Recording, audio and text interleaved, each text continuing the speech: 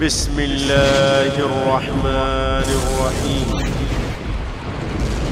والصلاة والسلام على من بعثه الله بشيرا ونذيرا وداعيا إليه بإذنه وسراجا منيرا. السلام عليكم ورحمة الله وبركاته. إن الحمد لله نحمده ونستعينه ونستغفره ونتوب إليه ونعوذ بالله من شرور أنفسنا وسيئات أعمالنا من يهده الله فلا مضل له ومن يضلل فلا هادي له. أشهد أن لا إله إلا الله وحده لا شريك له وأشهد أن محمدا عبده ورسوله. يا أيها الذين آمنوا اتقوا الله حق تقاته ولا تموتن إلا وأنتم مسلمون. يا أيها الناس اتقوا ربكم الذي خلقكم من نفس واحدة وخلق منها زوجها وبث منهما رجالا كثيرا ونساء واتقوا الله الذي تساءلون به والأرحام إن الله كان عليكم رقيبا. يا أيها الذين آمنوا اتقوا الله وقولوا قولا سديدا يصلح لكم أعمالكم ويغفر لكم ذنوبكم ومن يطع الله ورسوله فقد فاز فوزا عظيما. أما بعد فإن أصدق الحديث كتاب الله وخير الهدي هدي محمد صلى الله عليه وسلم وشر الأمور محدثاتها وكل محدثة بدعة وكل بدعة ضلالة وكل ضلالة في النار. أيها الإخوة والأخوات في الله رحمني ورحمكم الله أوصيكم ونفسي بتقوى الله faqad fazal muttaqun. Bapak dan Ibu, selamat datang di majelis ilmu Baiti Jannati di rumah Bapak Haji Ilyas. Semoga kedatangan kita pada pagi yang cerah ini mendapatkan keberkahan dan ridho dari Allah Subhanahu wa taala. Maka marilah kita ikhlaskan kedatangan kita ke sini semata mencari ridho Allah Subhanahu wa taala. Salawat dan salam marilah kita haturkan kepada baginda Rasulullah sallallahu alaihi wasallam beserta keluarganya dan sahabat-sahabatnya serta umatnya yang senantiasa mengikuti ajarannya hingga hari kiamat. Pada pagi ini tema kita adalah Aleppo, negeri akhir zaman. Aleppo ini salah satu provinsi di Suriah. Ya, Suriah itu sendiri termasuk salah satu negeri-negeri Timur Tengah yang lagi konflik sekarang ini dan beribu kota di Damaskus. Ya, Damaskus termasuk kota tua dan Suriah secara umum masuk dalam istilah negeri Syam. Ya, negeri apa? Negeri Syam. Negeri Syam itu dulu luas sekali, sekarang terpecah-pecah menjadi 4 negara akibat daripada imperialisme, penjajahan yang dilakukan oleh Prancis, Inggris dan tentara sekutu kafir yang lainnya, terutama Inggris dan Prancis saat itu yang memenangkan perang dunia pertama, sehingga Syam terbelah menjadi 4 negara, yaitu Suriah, Lebanon, Palestina dan kemudian Yordania. Ya, Syam adalah negeri yang luar biasa diberkahi oleh Allah Subhanahu wa taala. Bahkan Bapak dan Ibu, Syam ini dikatakan Ardul Anbiya, bumi di mana Allah Subhanahu wa taala banyak mengutus para nabi-nabi ya di Syam. Kalau di Jazirah Arabia di Saudi hanya 1 nabi saja yang diutus, yaitu Nabi Muhammad sallallahu alaihi wasallam. Tetapi nabi-nabi yang lainnya kebanyakan diutus di Syam. Jadi Syam ini sudah terdapat peradaban yang sangat tinggi sekali di sana karena orang-orangnya sudah mengetahui tentang ilmu kitab, ya, ilmu kitab samawi, di mana diutus di sana para nabi-nabi dan para rasul-rasul Allah Subhanahu wa taala. Pada pagi hari ini kita sedikit belajar sejarah ya. Apa-apa Bapak dan Ibu? Saya tidak berbicara pilkada. Tetapi kita ingatkan karena penting sekali negeri Suriah ini yang sekarang dilanda konflik sudah 6 tahun berjalan. Semoga Allah Subhanahu wa taala memberikan keteguhan dan kesabaran kepada umat Islam Ahlus Sunnah yang di sana. yang lagi banyak masalah sekarang, diberikan musibah besar oleh Allah Subhanahu wa taala dengan datangnya musuh yang luar biasa, kejam dan sadis, ya, dari komunis dan ateis Rusia, Syiah Rafidhah Iran, ya, Lebanon, dan juga Nusairiyah, Syiah ekstrem yang menguasai Suriah itu sendiri. Begitu juga negeri Syam ini termasuk Palestina, di mana tempat berhentinya Rasulullah Shallallahu Alaihi Wasallam di Baitul Maqdis, ya, di Masjidil Aqsa, termasuk Syam, ya, termasuk negeri akhir zaman juga Palestina ini. Allah Subhanahu wa taala berfirman dalam surah Al-Isra ayat yang pertama, Subhanalladzi asra bi'abdihi lailan minal masjidil haram ilal masjidil aqsa alladzi barakna haulahu linuriyahu min ayatina. Ya, Maha Suci Allah yang telah menjalankan hambanya Muhammad, maksudnya Nabi Muhammad sallallahu alaihi wasallam, di waktu malam, ya, di waktu malam dari Masjidil Haram menuju Masjidil Aqsa. Ya, kemudian kami berkahi sekelilingnya, sekeliling negeri Syam diberkahi oleh Allah Subhanahu wa taala. Ya, jadi Syam ini punya sejarah yang luar biasa sekali. Hadirin sekalian, Bapak dan Ibu yang kami hormati. Kemudian mengenai Suriah, ya, Suriah ini dulu sering dijadikan sebagai pusat bisnis oleh bangsa Arab sendiri. Nabi Muhammad SAW juga mulai kecil sudah pergi ke Suriah, ke Damaskus, ke Suriah, Busrah, ya. Banyak sekali kota-kota yang dijadikan sebagai pusat bisnis sama orang Arab, mereka berniaga, ya. Oleh karena itu Allah Subhanahu wa taala turunkan satu surah dalam Al-Qur'an, surah Quraisy, ya.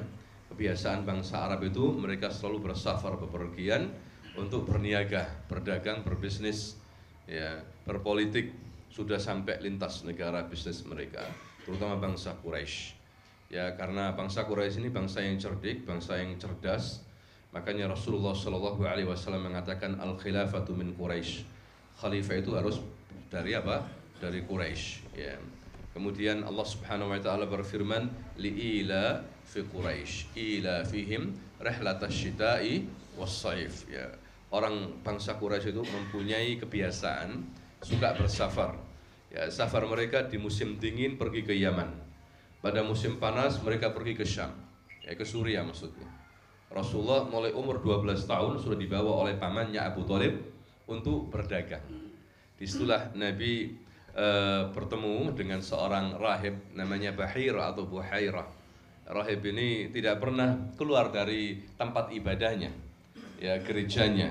Tapi ketika melihat Rasulullah yang masih kecil saat itu, ada sesuatu yang sangat lain daripada yang lainnya, di mana anak ini dinaungi oleh awan, tidaklah dia melintasi suatu pohon atau batu kecuali pohon dan batu itu memberikan salam. Dilihat sama rahib namanya Buhairah ini. Ya, akhirnya mereka diundang. Rombongan niagawan Arab ini diundang, termasuk pamannya. Dia tidak seperti biasanya. Di situ dia melihat anak kecil meraba. Ya, ternyata ada tanda-tanda kenabian. Kemudian Bahira mengatakan, wahai Abu Thalib, jangan engkau teruskan perjalananmu ke Syam ini. Ya, aku melihat pada anak ini sesuatu yang lain daripada yang lain. Anak ini adalah Sayyidul Alamin, pemimpin alam. Dialah Nabi, seperti yang ditulis dalam kitab Taurat dan Injil. Ya, sekarang bawalah dia balik pulang. Ya, ada tanda-tanda kenabian pada anak ini. Saya awasi terus, kalian tidak tahu, saya tahu. Memang bangsa Arab bangsa yang ummi, tidak tahu. Ya, banyak mereka bodoh. Sedangkan Syam, ya, Ardul Anbiya, buminya para nabi. Mereka membaca kitab, ya, mereka bersama para nabi, para rasul, sehingga mereka pandai-pandai. Hadirin sekalian. Maka saat itulah kemudian Abu Thalib membawa anak ini sangat hati-hati sekali pergi ke Mekah balik, ya, karena orang Yahudi, orang Nasara mengincar anak ini bisa dihabisi. Karena orang Yahudi, orang Nasara itu meyakini bahwasanya nabi yang terakhir itu menurut mereka dari mereka.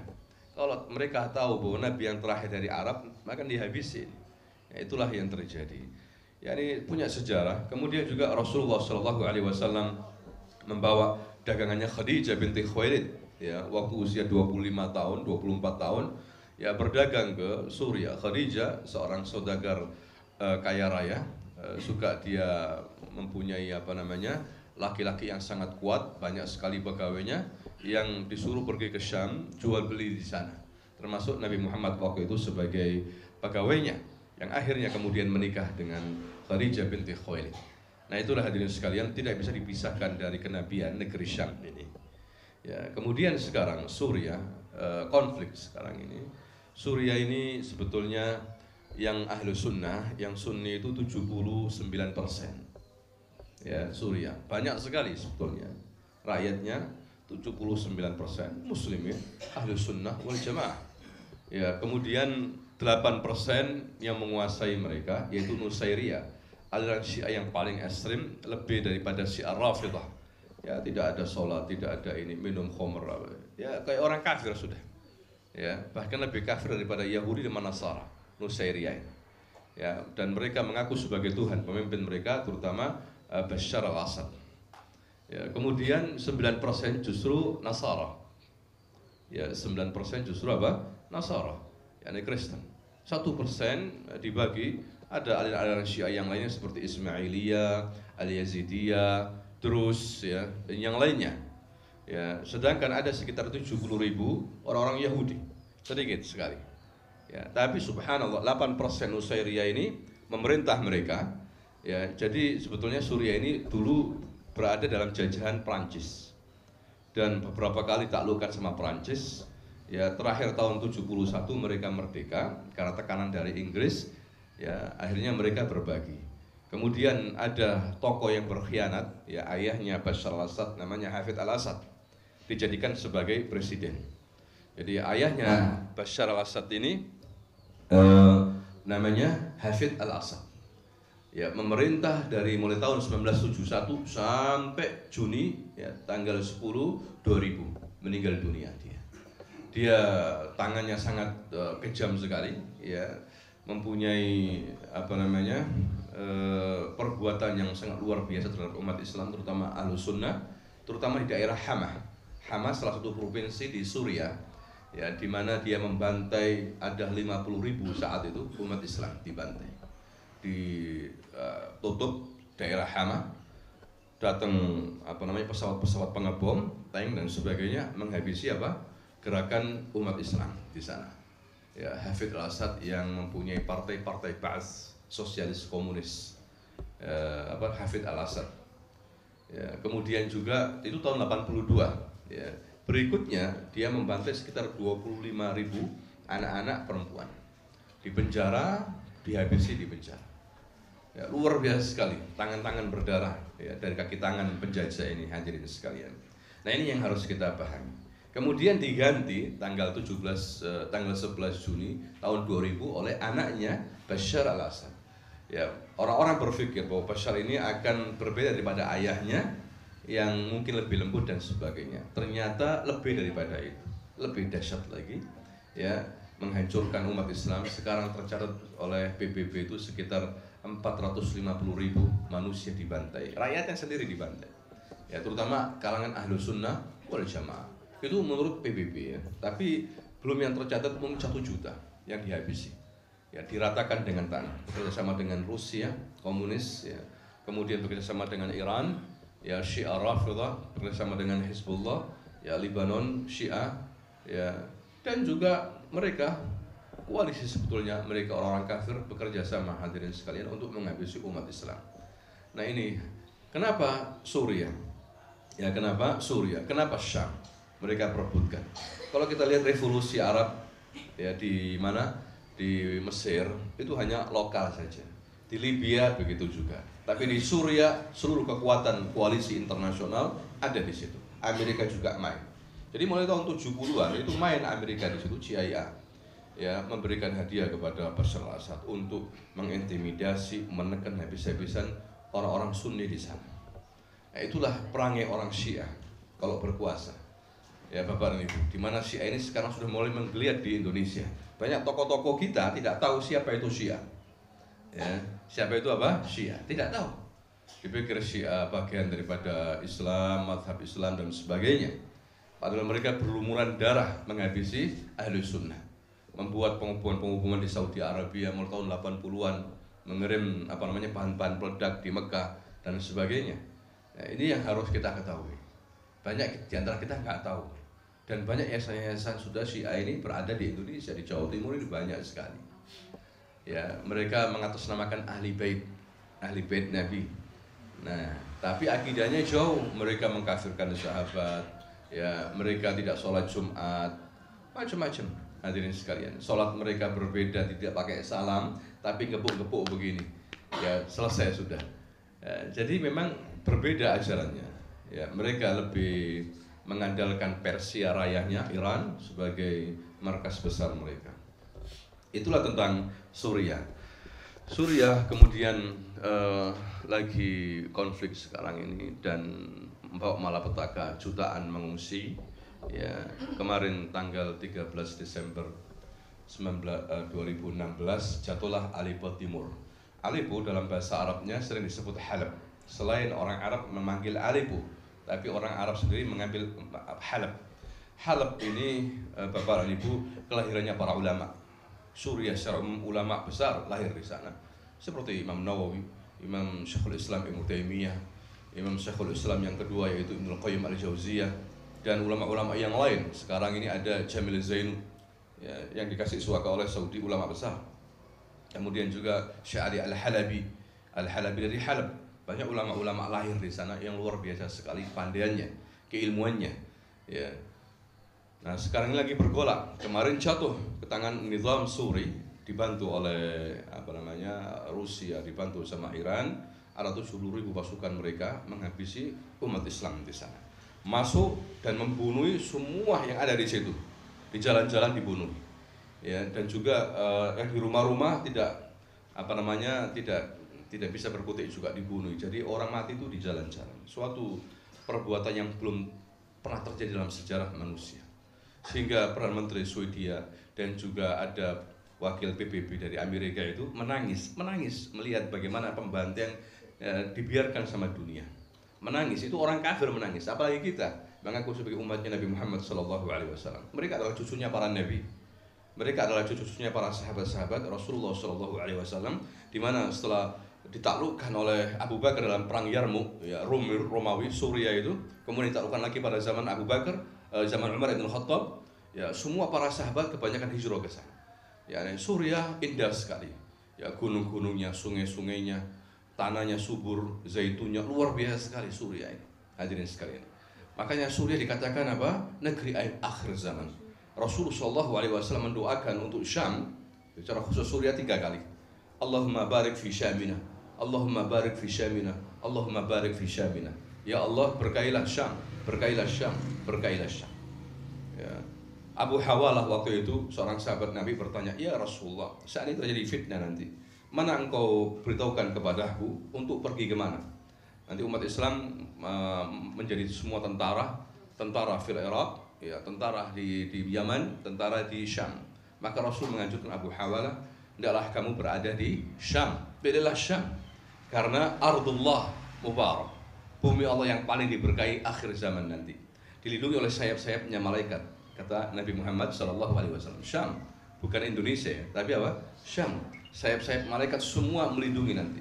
Ini menunjukkan Bapak dan Ibu bahwa Syam ini dipertaruhkan sama orang-orang kafir, berkoalisi mereka, Amerika, Eropa, semua tahu mereka ini tentang hadis-hadis ini. Bahkan nanti markas besar mereka justru di Dabik atau A'mad. Kata Nabi, la taqumus sa'ah, tidak akan terjadi hari kiamat sampai mereka ini memerangi umat Islam dan menjadikan Dabik, ya, atau A'mad menjadi base campnya mereka.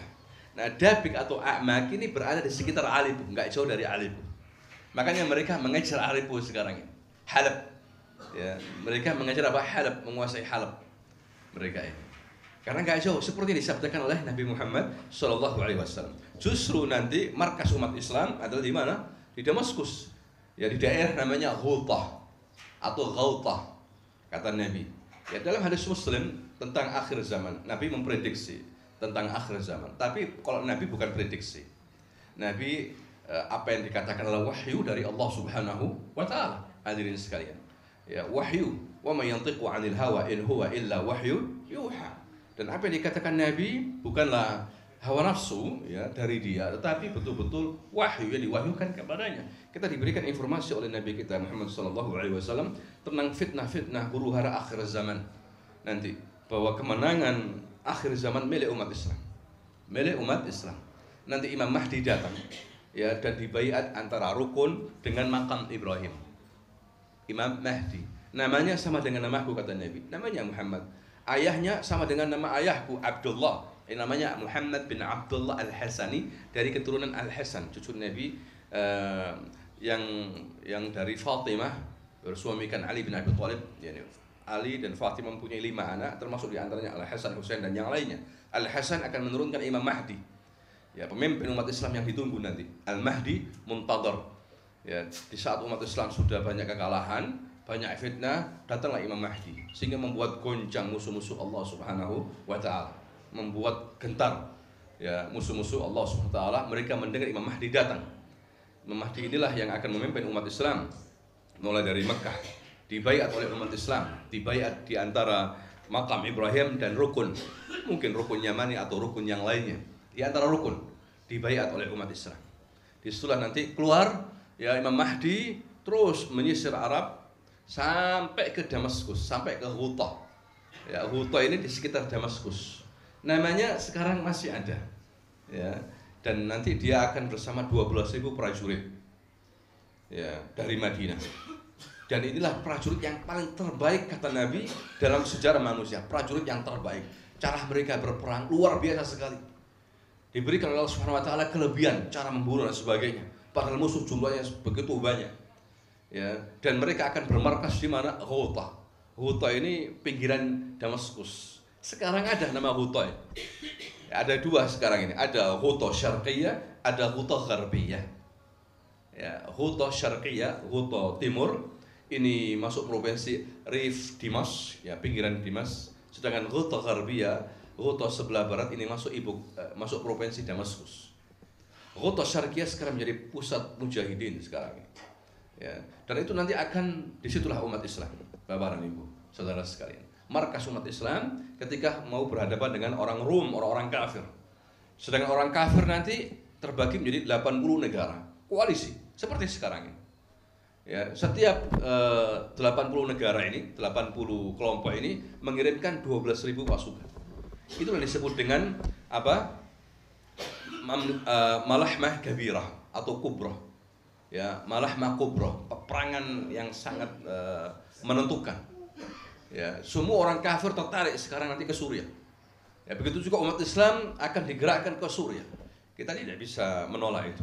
Hadirin sekalian, itulah peperangan akhir zaman yang dipimpin langsung oleh Imam Mahdi. Ya, dipimpin langsung oleh Imam Mahdi. Tentunya Imam Mahdi Syiah dengan Imam Mahdi Ahlus Sunnah berbeda. Kalau Imam Mahdi Syiah sudah meninggal dunia dan akan hidup lagi katanya nanti. Tapi kalau Imam Mahdi kita lain. Nah, orang Syiah nanti kaget, ternyata Imam Mahdi tidak seperti yang mereka sifatkan. Maka mereka menolak untuk bayar. Maka sampai Mahdi diperangi mereka. Ya, itulah disebut dengan khalifah. Ya, khalifah. Seluruh dari timur sampai barat harus membaiat siapa? Imam Mahdi. Ya, nggak tahu kapan, hadirin sekalian, di akhir zaman. Sekarang sudah mulai ya huru-hara besar sekali, banyak makan kurban di negeri Arab. Ya, memang umur dunia sudah mulai dekat. Ya, kehancuran dunia mulai dekat. Tapi menurut kita mungkin jauh. Dalam hadis-hadis Rasulullah SAW tentang bumi Syam ini, kita tidak bisa menggatuk-gatukkan, ya, bahasa kita menggatuk-gatukkan begitu, kemudian menghitung ya bahwa umur dunia tinggal 15 tahun lagi atau 45 tahun lagi. Nah, ini suatu perkiraan yang prematur. Ya, tidak boleh. Para ulama, ahli-ahli fatwa tidak pernah memperkirakan seperti ini. Secara umum tidak ada yang tahu hari kiamat kecuali siapa? Allah Subhanahu wa taala. Kita hanya diberikan tanda-tandanya dan waktunya hari Jumat itu aja. Ya, kapan terjadi kita nggak tahu.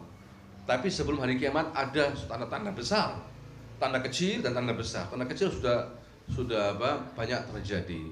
Termasuk di antara nanti adalah belum terjadi peperangan.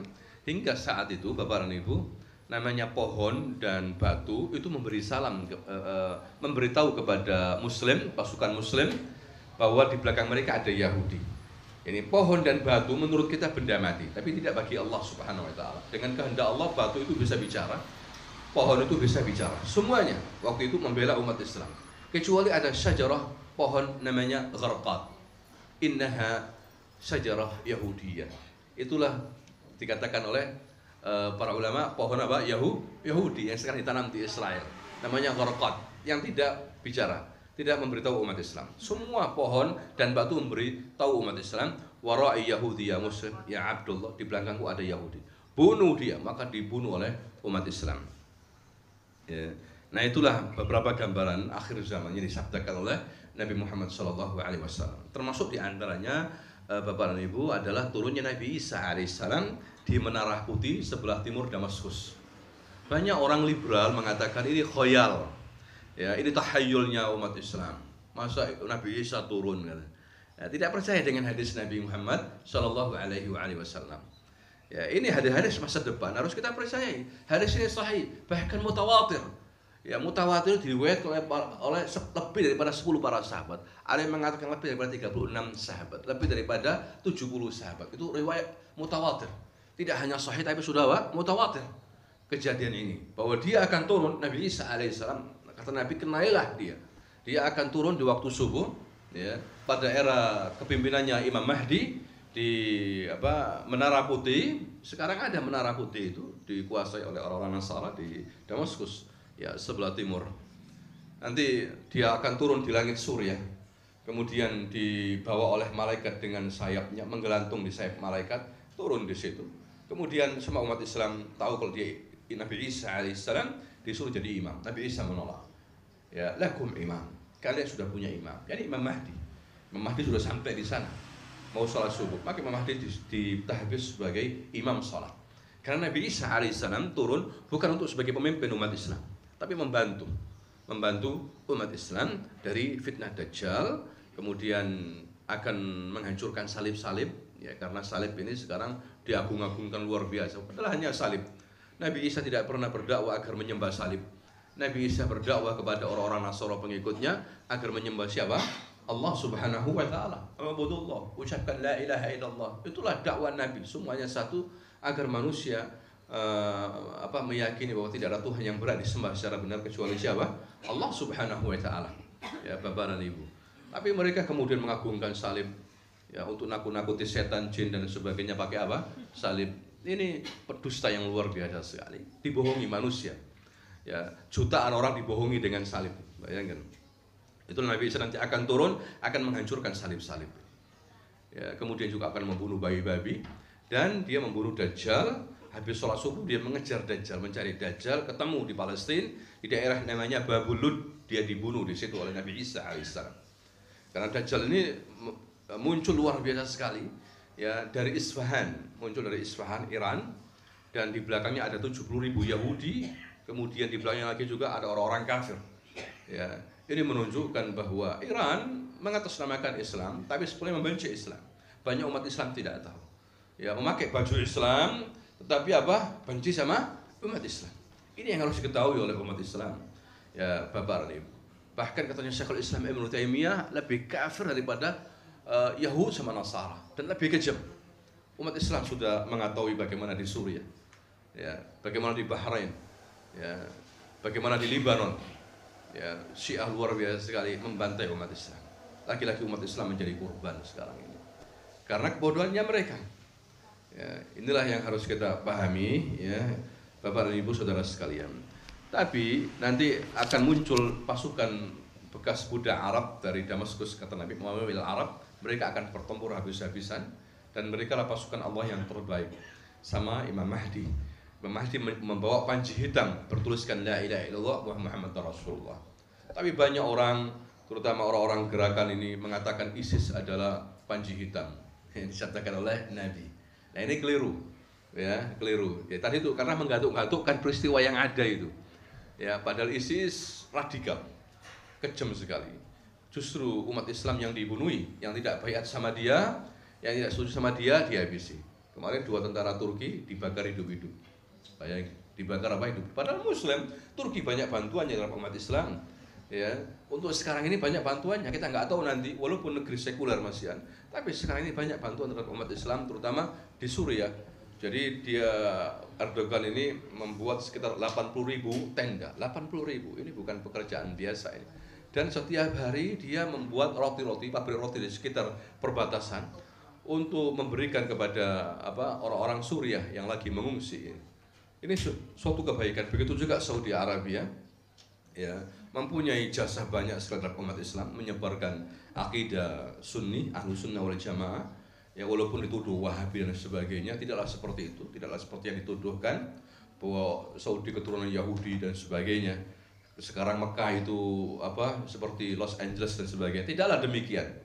Yang harus kita pahami, Bapak dan Ibu, kenapa Saudi membangun gedung-gedung elit, ya, gedung-gedung hotel bintang 5 dan sebagainya, karena sesuai dengan zaman. Sesuai dengan apa? Zaman. Orang-orang yang dari beberapa negeri datang ke Mekah, mereka pengen istirahat. Yang punya uang, mereka terbiasa hidup tinggal di hotel mewah, ya sudah ada di situ. Ya, jadi dia sesuai dengan zaman. Ya, bukan karena seperti Los Angeles dan sebagainya. Tapi mereka mal-malnya kalau sudah azan tutup. Ya. Begitulah yang terjadi. Tidak mungkin kemudian Mekah pakai tenda. Pakai apa? Tenda. Ada orang-orang yang tidak biasa. Sekarang bukan zamannya seperti itu. Maka banyak yang menuduh begitu. Padahal bantuannya Saudi sampai sekarang terhadap dunia Islam tidak pernah ada suatu negara seperti mereka. Ya. Dulu saya waktu bekerja sama mereka, sama Kuwait saja, Kuwait sama Saudi, itu kita memberikan satu organisasi ini, ya, memberikan masjid kepada Muhammadiyah itu 100 masjid. Setelah setahun, setiap tahun 100 masjid, belum Islamic Center, belum sekolahnya, belum gaji-gaji gurunya. Dulu kita memberikan begitu di PP Muhammadiyah, bertemu sama Pak Amin. Tapi Saudi nggak pakai propaganda, kami membantu, tidak pakai seperti itu.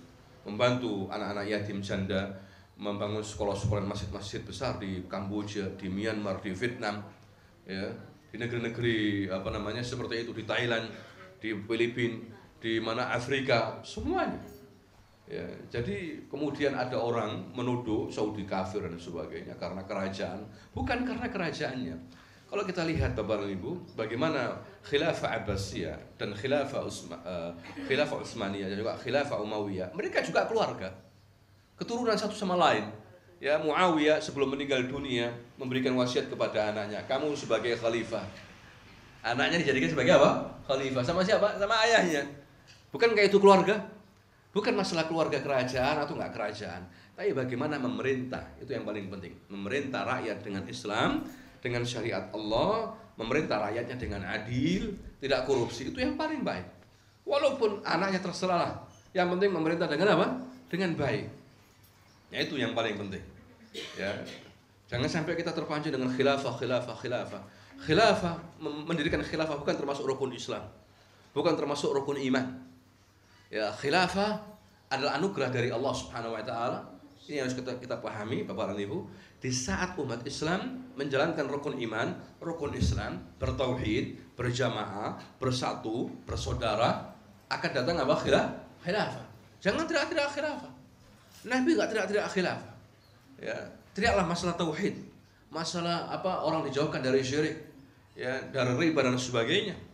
Akan datang anugerah berupa pemimpin yang baik. Sebagaimana sekarang ini umat Islam, ya, seperti yang dikatakan oleh Nabi kita Muhammad SAW, wasiat beliau, idza tabayatum bil 'inah wa akhadtum aznab al baqar wa raditum biz zar' wa taraktum al jihad sallallahu alaikum dhullan la yanzi'uhu hatta tarji'u ila dinikum. Jika kalian sudah terbiasa muamalah riba, sudah enggak takut lagi, sudah bunga riba biasa sudah. Ya, dalam kehidupannya biasa sudah. Kemudian sibuk dengan duniawi. Duniawi ini bisa juga pertanian, bisa juga peternakan. Terlalu sibuk, lupa sholatnya, lupa belajarnya, lupa masjidnya, lupa zikirnya. Wa taraktumul jihad, kalian tinggalkan jihad. Sallallahu alaikum dhullan. Maka Allah akan menghinakan kalian. Hina umat Islam, walaupun banyak hina. La yanzi'uhu, tidak dicabut kehinaan dari umat Islam. hatta tarji'u ila dinikum, sampai kalian kembali kepada agama Islam, agama yang dipahami oleh Rasulullah, agama yang dipahami oleh para sahabat-sahabat, bukan agama memberontak, bukan. Ya, inilah yang harus kita perhatikan. Dan juga seperti dikatakan Rasulullah Shallallahu Alaihi Wasallam dalam hadis yang lain, apa kata Nabi? Tada'alaikumul lumam, kama tada'a al-aklatu ala qas'atiha. Bangsa-bangsa ini nanti, kata Nabi, akan menghabisi kalian, menghabisi umat Islam sebagaimana mereka ini menghabisi makanan yang sudah siap saji di meja, akan mengeroyok makanan ini. Begitulah bangsa-bangsa. Para sahabat sempat bingung dengan ucapan Nabi ini. Ya Rasulullah, amin killatin nahnu yawma idzin. Ya Rasulullah, apakah kita waktu itu jumlahnya sedikit? La, Rasul menolak untuk mengatakan sedikit. Bal antum yawma idzin katsir. Bahkan waktu itu Anda banyak sekali jumlahnya, walakin kahusa'is sail. Tetapi kalian seperti apa?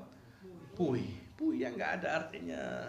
Muslim, la sholla wa la zakah. Mengaku muslim tapi nggak sholat, ya, nggak zakat, nggak puasa Ramadan. Ngaku muslim, wanita muslimah tapi nggak pakai jilbab. Yang penting hidup katanya. Yang penting apa? Hidup, makan. Ini seperti binatang. Binatang ya'kul wa yashrab, bas, itu saja. Ya, tapi binatang masih zikir kepada Allah Subhanahu wa taala. Itulah umat Islam.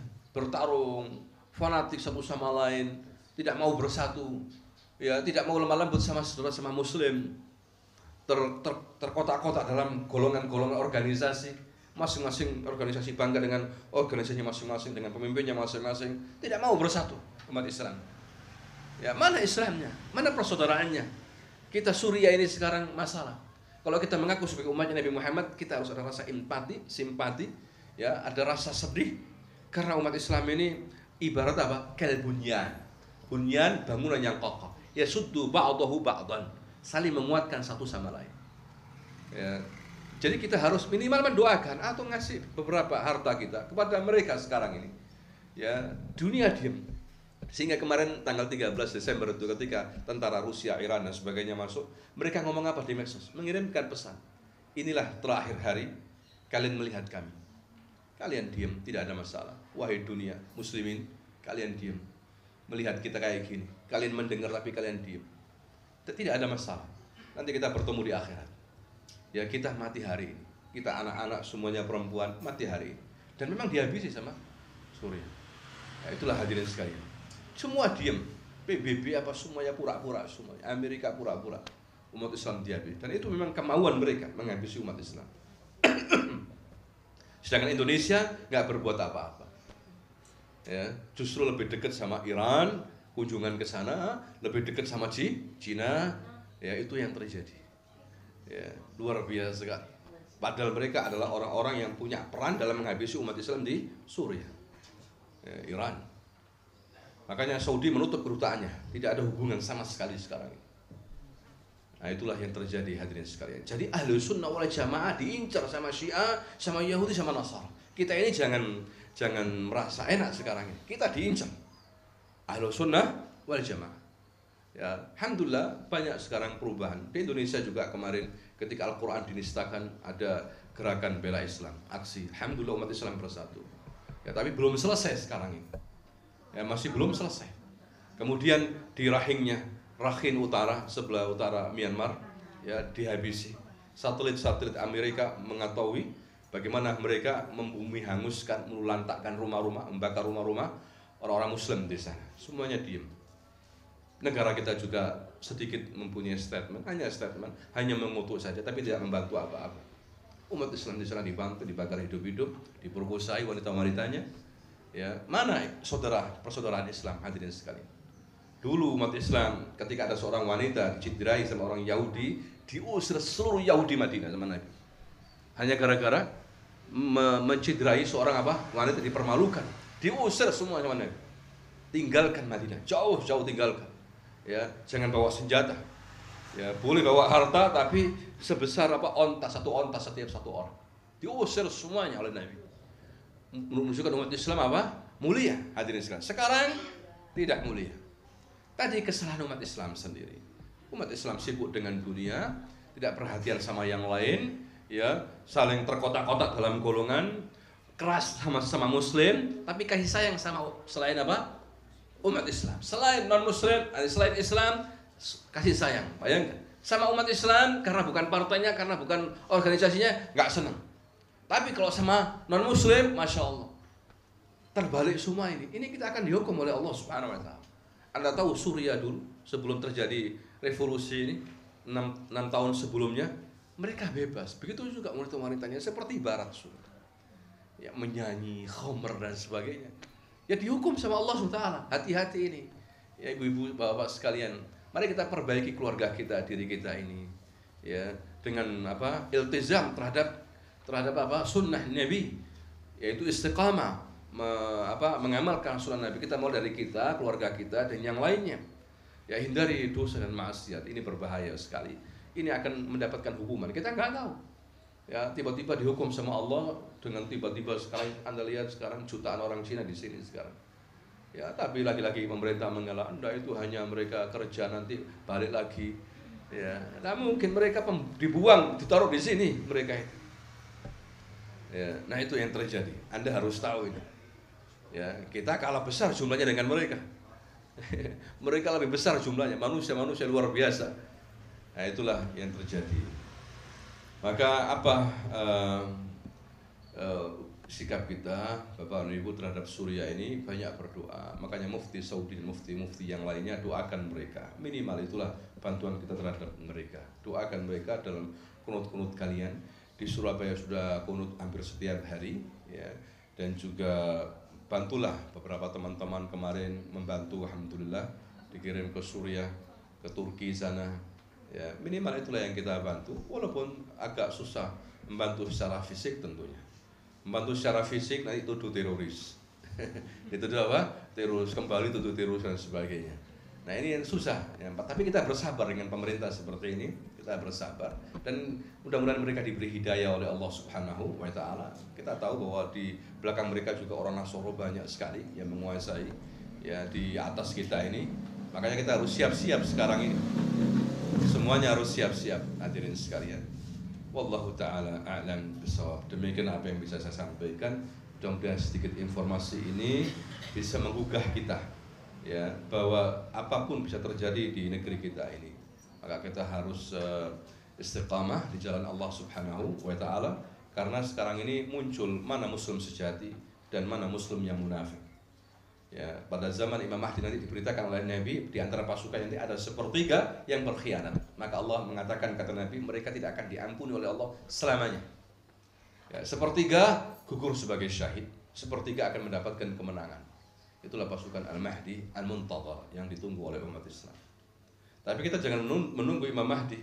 Ya, kita berbuat sesuai apa yang dilakukan oleh Nabi. Kita harus optimis, kita harus mengatakan hasbunallah wa ni'mal wakil, ni'mal maula wa ni'man nasir. Walaupun jutaan orang Cina mau menjajah kita, kita serahkan kepada Allah. Begitu juga orang Suriah mengatakan hasbunallah wa ni'mal wakil. Wahai umat Islam, kalian tidak membantu kami, tidak apa-apa. Hasbunallah wa ni'mal wakil. Itulah mereka diuji oleh Allah Subhanahu wa Ta'ala. Sebetulnya yang menang adalah yang syahid itu, yang menang. Yang menang adalah yang apa? Yang syahid. Begitulah Bapak Ibu, mudah-mudahan sedikit ini bermanfaat. Terima kasih atas kehadirannya. Subhanakallahumma wa bihamdika asyhadu an la ilaha illa anta astaghfiruka wa atubu ilaik. Assalamualaikum warahmatullahi wabarakatuh.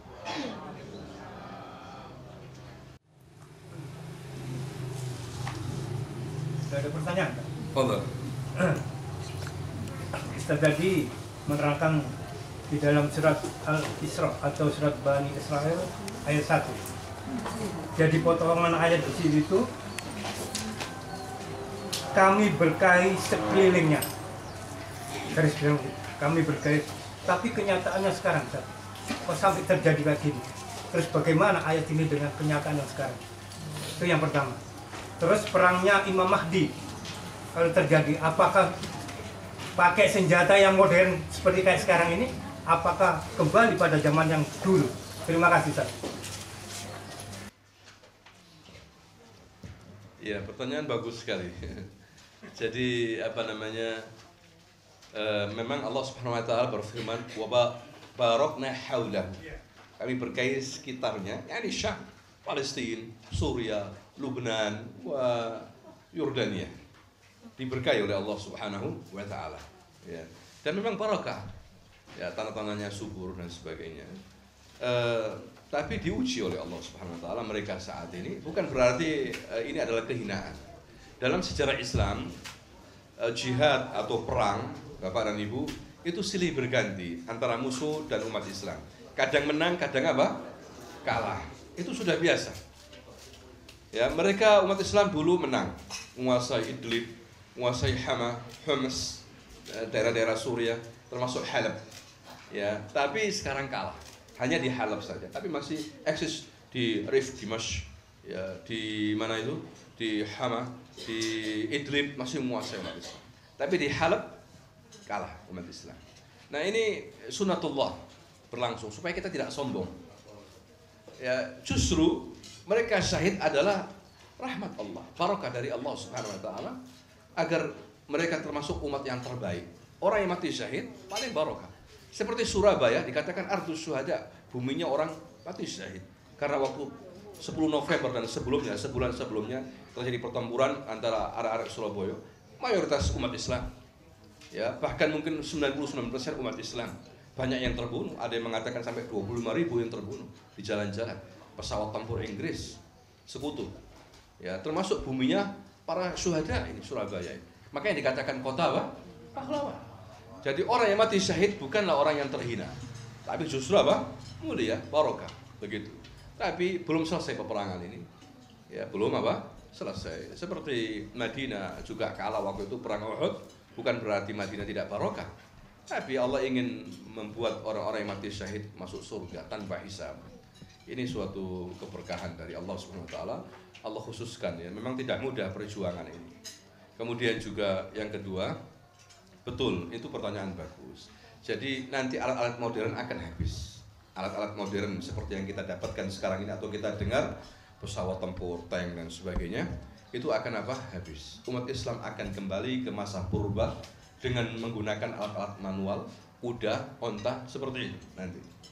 Dan saya kemarin sebelumnya saya sudah dapat kabar banyak sekarang.